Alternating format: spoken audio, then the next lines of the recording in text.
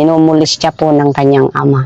Ay, patay. Tumakas po sa kanyang bahay, sa tinitirahan niyang bahay namin para magpatulong po sa akin. Kaya humihingi ng tulong, pero sabi ko po, wala po akong magagawa, anak, kasi hindi kita makukuha. Nasa ibang bansa po ako. Yun po ang ginawa ko po sa kanya, sir. Pero ngayon po, sabi niya sa akin, Mama, talagang hindi ko na kaya. Naisipan pa niyang magpakamatay. Sabi niya, Mama, magpapakamatay na lang po ako kasi hindi mo na ako mahal. Yun po ang sinabi niya sa akin, sir.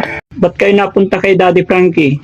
Humihingi po kami ng tulong po, namasyal po kami dito sa inyo para maisabi po lahat ng mga problema ko sa pamilya. Problema sa pamilya? Humihingi ng tulong. Anong problema? Anong kailangan?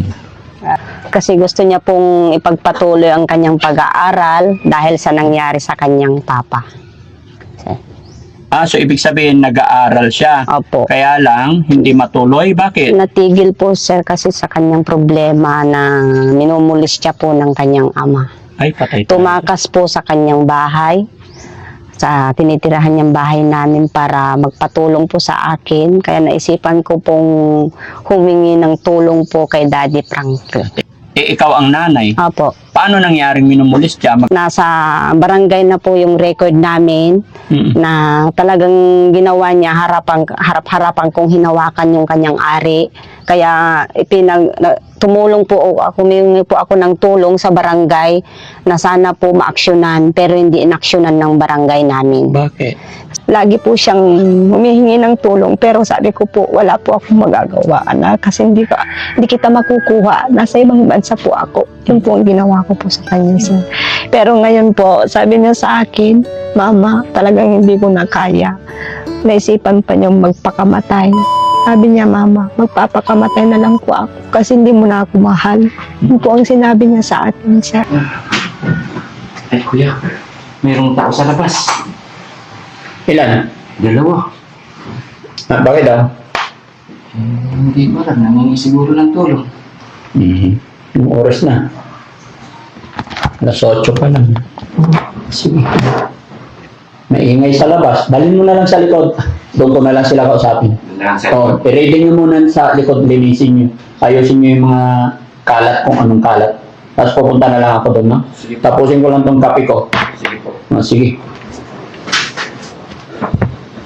So ayun, mga kababayan, mga kabarangay, sa umagang ito, may dalawang tao daw sa labas na hihingi ng tulong.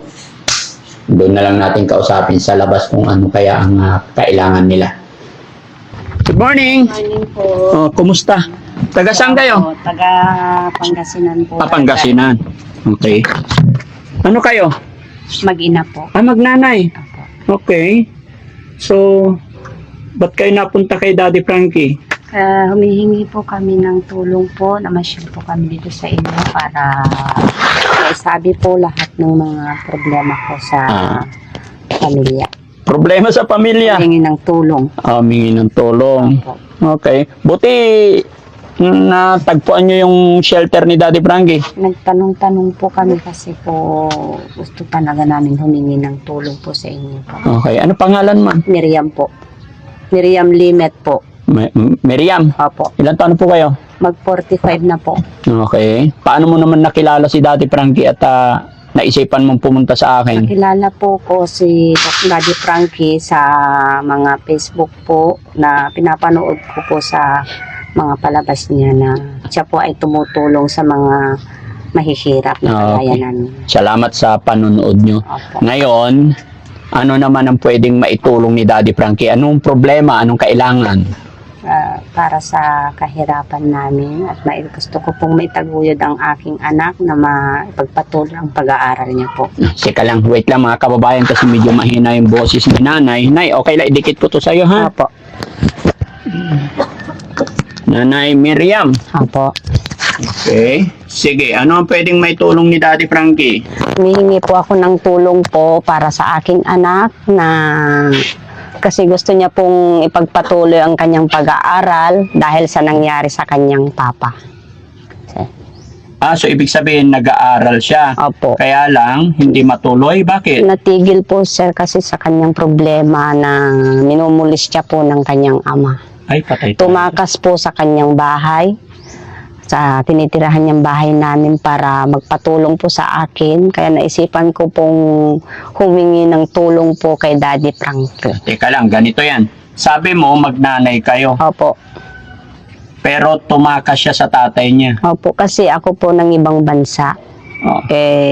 Sa tagal na pagsasama namin ng Wait lang, asawa. ma'am. Naguguluhan ako eh. Ganito yon para maging klaro at maliwanag, no?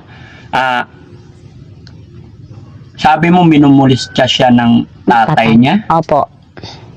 Ikaw ang nanay. Opo. Paano nangyaring minumulis siya? Magkahiwalay ba kayo? Magkahiwalay kami ng tirahan po. Okay, good. So, saan nakatira yung anak mo? Sa tatay niya po sa Cagayan. Ilang taon na ba to anak niyo po? 21 po. Okay.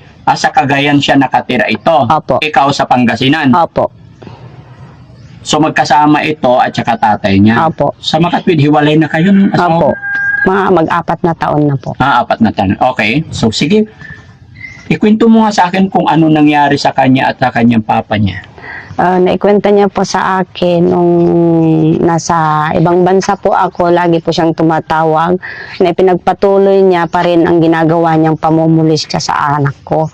Hinahawakan po ang kanyang ari at pati kalabot ng katawan niya. Sabi niya, "Mama, maawa ka sa akin, tulungan mo ko," sabi niya sa akin. Sabi ng anak mo? Opo. Kaya sabi ko, kung kaya mo pong magbiyahe, umalis ka na dyan at punta ka dito sa akin, kako po. Kaya, ang sabi niya sa akin, hindi ko po alam pong magbiyahe, Mama. Pero biglaan na lang pong itong June 9 yata. June 9 po. Siya tumawag sa akin na, "Mama, andito na po ako kay Tito." Naisipan niya pong umalis. Tumakas po sa kanyang papa kasi patuloy pa rin ang ginagawa ng kanyang ama. Ba't mo sinabing patuloy? Ibig mong sabihin? Nung nagsasama pa kami ng asawa ko po, talagang ginagawa niya na po sa kanya. Nasa barangay na po yung record namin na talagang ginawa niya harap-harapan kong hinawakan yung kanyang ari.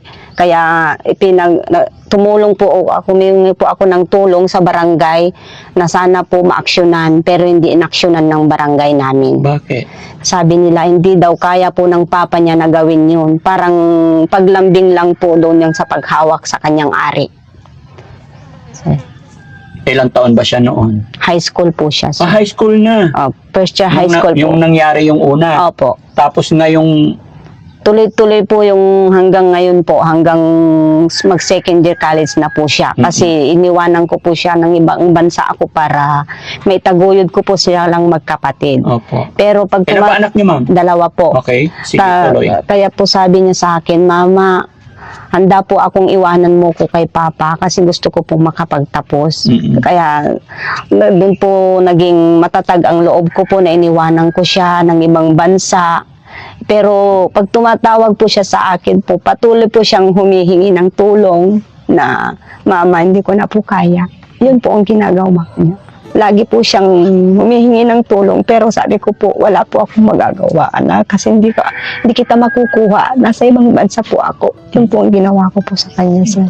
Pero ngayon po, sabi niya sa akin, "Mama, talagang hindi ko na kaya."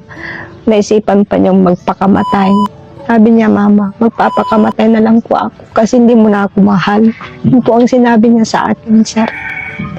Kaya sabi ko, "Wag, andito ako sa iyo, anak. Hindi kita pababayaan." Sabi ko sa kanya. Kilabutan naman ako sa umagang ito, mga Kaya kababayan. sabi niya po sa akin, sir, Hindi mo kinausap yung asawa mo. Ayaw niya po kung kausapin, sir.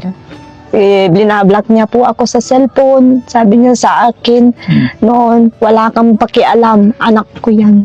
Yun po ang sinabi niya sa akin. Kaya sabi ko po sa kanya, bandang huli, makukuha kita, sabi ko sa anak ko po, para matulungan kita. Huwag mong sayangin ng buhay mo, nak, andito ako magmamahal. Pagpatuloy ko, mabubuhay kita, sabi ko sa kanya po, sir. Kaya nung naisipan niya po na tawagan ako ulit, sabi niya, "Mama, salamat sa Diyos, nakatakas na ako kay Papa." Yun po ang sinabi niya po.